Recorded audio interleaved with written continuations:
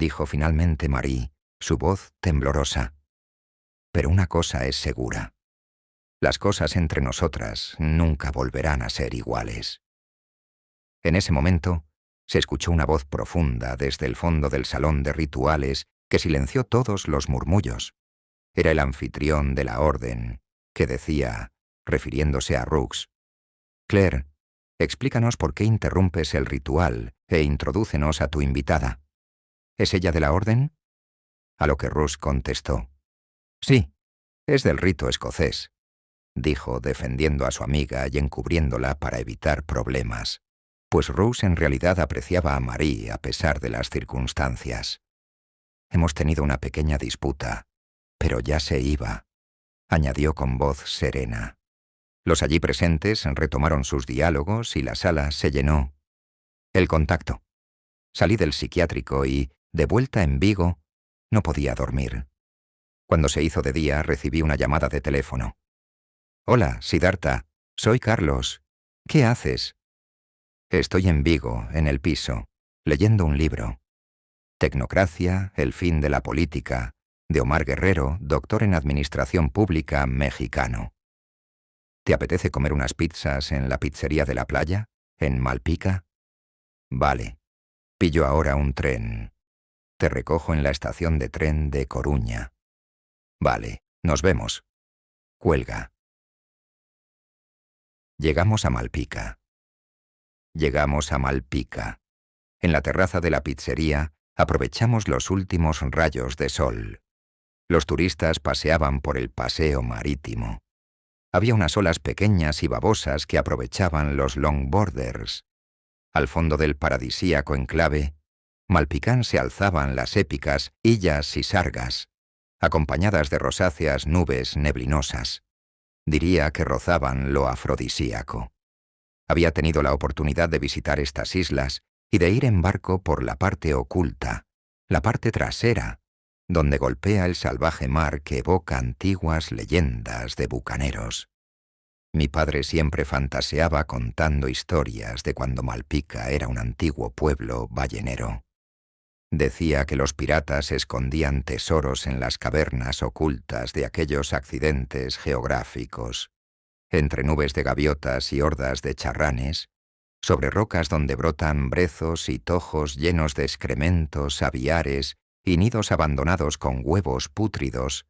Soñaba con encontrar, en las profundidades de la costa de las Sisargas, alguna de esas joyas escoltadas por posidonias, anémonas, esponjas y corales que hubiesen caído del agujero en la madera carcomida y descompuesta de algún cofre perdido por un viejo lobo de mar. Me acuerdo de las clásicas historias de submarinistas sorprendidos por encontrar especies exóticas en las aguas de las Sisargas por influencia del cambio de las corrientes. Uno de ellos era el pez ballesta. Famoso por ser lento y torpe, algunos buceadores lo cogían con las manos e incluso con los pies. Por eso se había ganado el calificativo de bobo.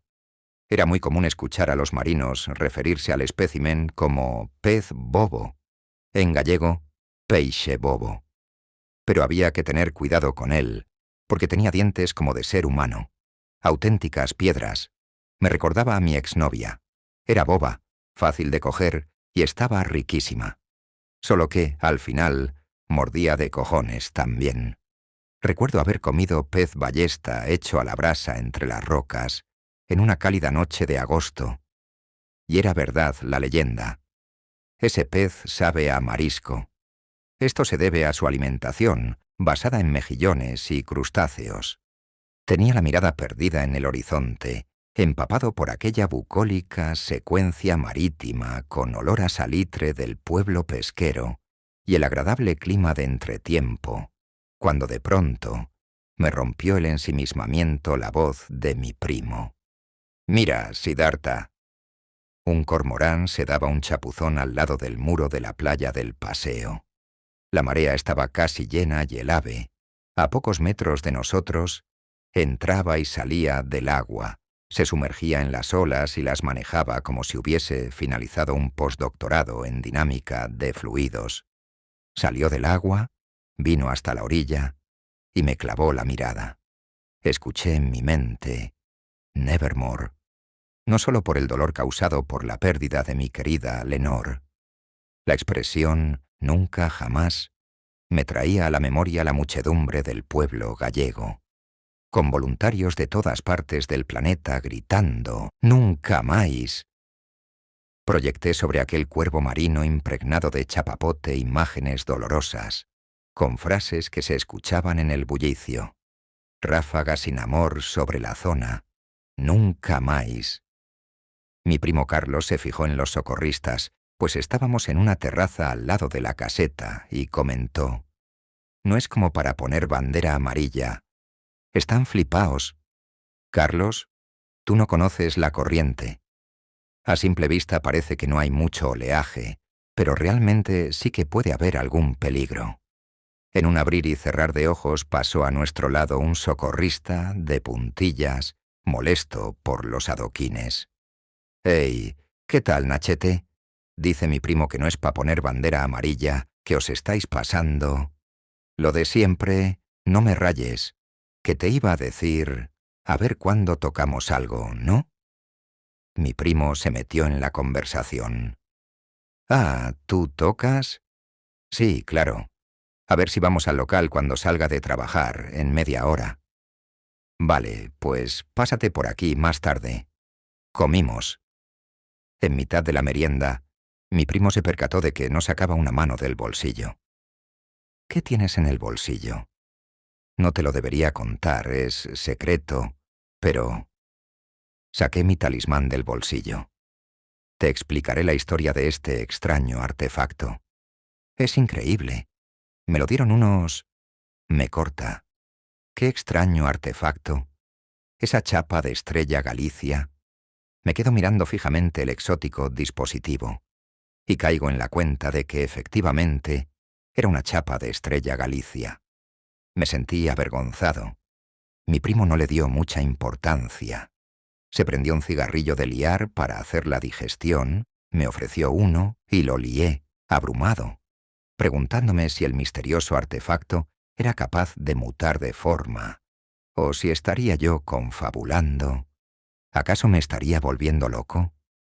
Al cabo de 10 minutos solo quedaba un trozo de pizza, con 2 colillas entre servilletas llenas de ketchup, y tuve los huevos de comérmelo. Pasaron 40 minutos, y ya estábamos mi primo y yo en el coche de Nachete. Llegamos al local de ensayo y nos pusimos a tocar reggae. En mitad del ensayo, al levantar la vista, vi que el andaluz y mi primo parecían marionetas robóticas interpretando un karaoke, ralentizados, como a cámara lenta. No me hacían caso. Paré de tocar y me fui. Ellos ni se inmutaron, seguían en sus 13, presos de un trance. Salí fuera a tomar el aire, y cuando me quise dar cuenta, estaba siendo inducido a adentrarme en el monte. Me vino una imagen mental de una nave, de un contacto. El corazón me latía tan fuerte que me asusté y di media vuelta. La naturaleza me parecía una ficción, y los árboles, de plástico. Así que me quedé cerca de la casa antigua donde solíamos tocar.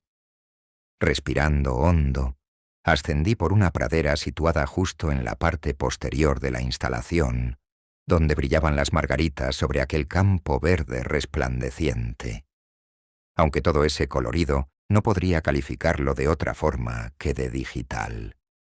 Mientras tanto, no paraba de sonar la guitarra de mi primo a través de la ventana, ejecutando reiteradamente una secuencia sobre el modo frigio. Esa escala evocaba un sentimiento de totalidad que me completaba, me liberaba de toda duda, despejaba todas mis incógnitas. Venía directa hacia mí como la gran respuesta del espacio profundo, atrapándome en una nube de plenitud. Entonces miré al cielo y lo vi. Era aquel cilindro tubular que tantas veces había presenciado. Me quedé perplejo, contemplándolo en soledad. Primero oscilaba, luego se quedaba estático, inmóvil en un punto, sin ningún tipo de hélice, y finalmente la prueba definitiva, que ya le había visto hacer otras veces, desaparecer y reaparecer en otro punto. La diferencia era que, en esta ocasión, descendía como una pluma. Cada vez se hacía más y más grande. ¿Se disponía a aterrizar? Me pregunté. Era el momento del contacto. Después de todas esas confusas experiencias que había vivido, me percaté de que había sufrido un missing time, un tiempo perdido. No sabía muy bien qué había pasado después del avistamiento, pues cuando regresé al local ya era de noche, y mi primo y el andaluz llevaban varias horas tocando, sin mí. Sedán, Francia, Marie. Marie no dejaba de pensar en la traición de Ruxe. Todo resultaba demasiado confuso, a pesar de que tenía muy claro su objetivo y su ideología. Tras el bal masqué, sus pensamientos la llevaron de vuelta a su infancia como campesina. Su infancia transcurrió cuando era una joven campesina francesa, que creció en una pequeña aldea en el campo, rodeada de vastos campos verdes y cielos azules. En la penumbra cálida de la posada, la suite française, el crepitar de la chimenea proporcionaba un fondo sereno a la conversación que se desarrollaba en el pequeño salón. Marie, una joven de ojos curiosos y cabello dorado, se acercó a su tutora legal, Irene Nemirovsky, que revisaba meticulosamente las cuentas de la semana. «Irene, ¿por qué mi apellido es diferente al tuyo?», preguntó Marie con la inocencia y la curiosidad propias de su edad. «¿Por qué me llamo Orchis?». Irene, apartando suavemente los papeles, la miró con una mezcla de ternura y nostalgia. Su mente viajó de regreso al día en que le había dado ese nombre, un recuerdo grabado con delicadeza en su corazón. «Marie», comenzó Irene, con una sonrisa que iluminaba su rostro cansado. «Je prends soin de toi depuis que tu es petite. Tu as grandi jolie comme une orquídea». Hizo una pausa, dejando que sus palabras impregnaran el aire entre ellas, llenándolo de un amor maternal y profundo. Marie se sentó en el borde de la mesa, con las piernas colgando en el aire, mientras observaba atentamente a Irene, esperando más detalles de la historia que siempre había querido conocer. «Recuerdo el día en que te trajeron tus tíos», continuó Irene. «Era una tarde de primavera, cuando la posada estaba llena de viajeros y el jardín en plena floración. Te vi tan pequeña, con tus mejillas sonrosadas y tus ojos grandes, curiosos del mundo. Estabas jugando, perdida entre las flores del jardín». Irene cerró los ojos brevemente, evocando la imagen con nitidez.